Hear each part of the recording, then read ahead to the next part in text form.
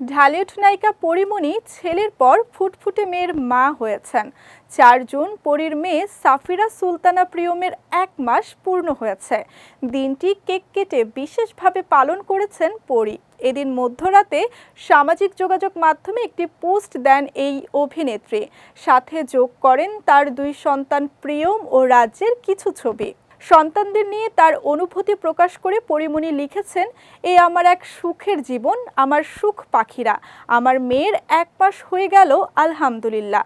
এতে ভক্তদেরও সাড়া ছিল দেখার মতোই।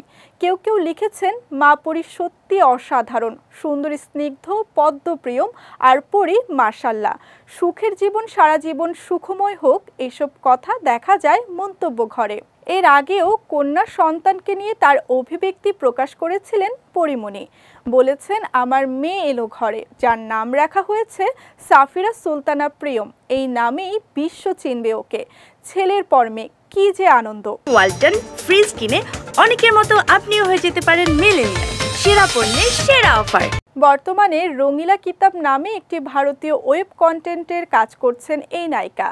কিঙ্কর আহসানের রঙিলা কিতাব উপন্যাস অবলম্বনে নির্মিতব্য ৭ পর্বের এই ওয়েব সিরিজের পরিচালনা করছেন অনম বিশ্বাস। এর আগে তিনি কলকাতার ফেলু বক্সী নামের সিনেমায় কাজ করে এসেছেন।